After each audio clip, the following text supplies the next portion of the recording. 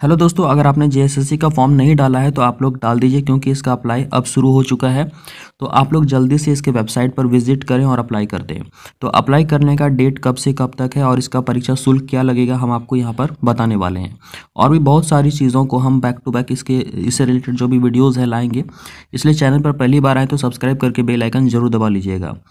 देखिए यहाँ पे क्या दिया है, आवेदन प्रक्रिया पूर्ण करने की विभिन्न तिथियाँ। यहाँ पे कौन कौन सा डेट है इसको आप लोग जरूर जान लीजिए।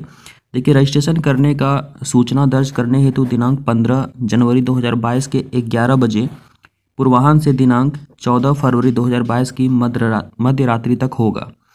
दूसरे में कहता है परीक्षा शुल्क भुगतान करने के लिए दिनांक 16 फरवरी 2022 की मध्य रात्रि तक होगा और फोटो एवं हस्ताक्षर अपलोड कर आवेदन पत्र का प्रिंट आउट लेने के लिए दिनांक 18 फरवरी 2022 की मध्य रात्रि तक होगा।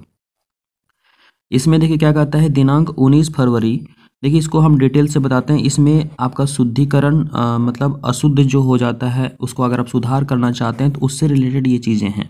तो यहाँ पे उतना डिटेल में नहीं दिया है, इसको हम डिटेल में आपको दिखाते हैं। तो देखिए यहाँ पर डिटेल में दिया हुआ है, आप जो एडिटिंग करेंगे उससे रिलेटेड। देखिए 19 फरवरी 2022 के 11 बजे पूर्वाह्न से दिनांक 21 फरवरी 2022 की मध्य रात्रि तक ऑनलाइन आवेदन पत्र में अभ्यर्थी का नाम, जन्म तिथि, ईमेल आईडी एवं मोबाइल संख्या को छोड़कर, यानी यहाँ पे जितनी भी चीज़ें दी हुई है इसको छोड़ करके आप किसी में भी शुद्धिकरण कर सकते हैं। किसी भी अशुद्ध प्रविष्टि को संशोधित करने के लिए पुनः लिंक उपलब्ध कराई जाएगी, जिसके माध्यम से वैध अभ्यर्थी ऑनलाइन आवेदन पत्र की अशुद्धियाँ संशोधित कर सकेंगे।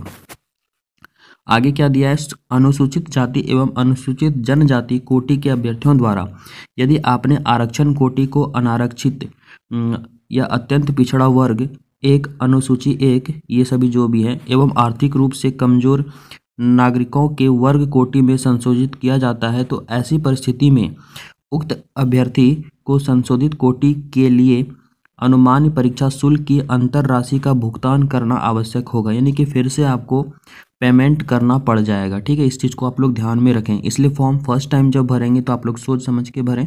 तो दोस्तों यहाँ पे ये इंपॉर्टेंट बातें आगे देखिए और क्या लिखा हुआ है कि साथ ही क्षैतिज आरक्षण अंतर्गत दिव्यांग अभ्यर्थी द्वारा स्वयं को दिव्यांग श्रेणी से अलग कर दिए जाने की अवस्था में भी उक्त अभ्यर्थी को संशोधित कोटि के लिए अनुमान्य परीक्षा शुल्क की अंतर राशि का भुगतान करना आवश्यक होगा। तो यहाँ पे आप लोग जरूर ध्यान से देखें कहाँ कहाँ पर आपको फिर से पेमेंट करना पड़ जाएगा अगर आप संशोधित करते हैं तो। संशोधन के उपरांत पुनः भुगतान हेतु सूचना अलग से उपलब्ध कराई जाएगी। संशोधन के उपरांत अंतर राशि शुल्क का भुगतान नहीं करने पर आवेदन स्वीकार नहीं किए जाएंगे।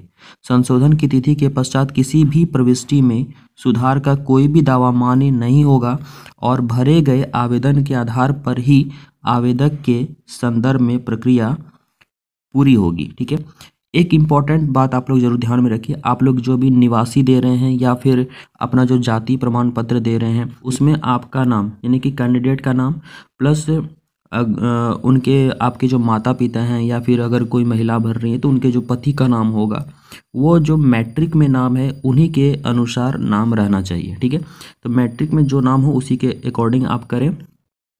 अगर आप ऐसा नहीं करते हैं तो हो सकता है कि आपका वो प्रमाण पत्र वैलिड नहीं होगा। तो चलिए अब हम बता देते हैं कि इसमें परीक्षा शुल्क आपको कितना लगने वाला है, क्योंकि ये जो नोटिफिकेशन है जिस टाइम रिलीज़ हुआ था उस समय पेमेंट कुछ और था और अभी अपडेट पेमेंट कुछ और है। ठीक है, तो देखिए पेमेंट से रिलेटेड क्या अपडेट आया है। यहाँ पे देखिए परीक्षा शुल्क जो नॉर्मल है वो 1000 रुपये रहेगा। परीक्षा शुल्क में छूट झारखंड राज्य के अनुसूचित जनजाति अनुसूचित जाति के अभ्यर्थियों के लिए परीक्षा शुल्क 250 रुपये लगेगा। ठीक है, लेकिन इस चीज़ में सुधार कर दिया गया, ये 250 रुपये नहीं, अब ये सिर्फ 50 रुपया ही लगेगा। और बाकी जितने भी हैं चाहे वो EWS के कैंडिडेट ही क्यों ना हो उनको भी 100 रुपया लगेगा। ठीक है, बाकी सभी को आपको 100 रुपया लगने वाला, चाहे वो आप OBC ही क्यों ना रहें, है ना। देखिए इस वैकेंसी में जो सबसे इम्पॉर्टेंट बात है उस चीज़ को आप लोगों को ज़रूर जानना चाहिए।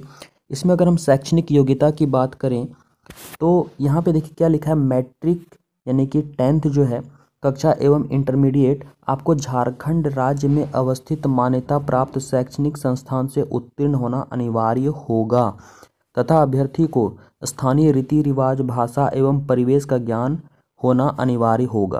तो ये बहुत बड़ा इम्पोर्टेंट है। यहाँ पर आपको झारखंड का झारखंड से मैट्रिक और इंटर होना होगा, यानी कि मिला जुला कर बात यह है कि आपको झारखंड का निवासी होना होगा। लेकिन इसमें एक और इम्पॉर्टेंट बात है, क्या ये सभी के लिए होगा? नहीं। यहाँ पर देखिए, ध्यान से पढ़िए। परंतु यह है कि झारखंड राज्य की आरक्षण नीति से जिन्हें कि आरक्षण मिला हुआ है वो कहीं से भी मैट्रिक इंटर कर सकते हैं, उनके लिए यह शिथिल रहेगा, मतलब उनके लिए यह मान्य नहीं होगा। जिन्हें रिजर्वेशन मिला हुआ है वो कहीं से भी आप मैट्रिक इंटर आप कर सकते हैं, आपके लिए अप्लीकेबल बिल्कुल भी नहीं रहेगा। तो इस पर आपका क्या राय है, आप लोग कमेंट करके ज़रूर बताइएगा। तो दोस्तों, इस नोटिफिकेशन को अगर आप लेना चाहते हैं तो हमारे टेलीग्राम चैनल से जुड़ सकते हैं, इस नोटिफिकेशन को आप ले लें।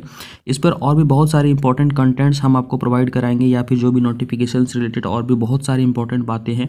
इसलिए आप लोग चैनल को सब्सक्राइब करके बेल आइकन जरूर दबा लीजिएगा, ताकि जैसे ही वीडियो लाएँ आपको नोटिफिकेशन सबसे पहले मिल जाए। Thank you.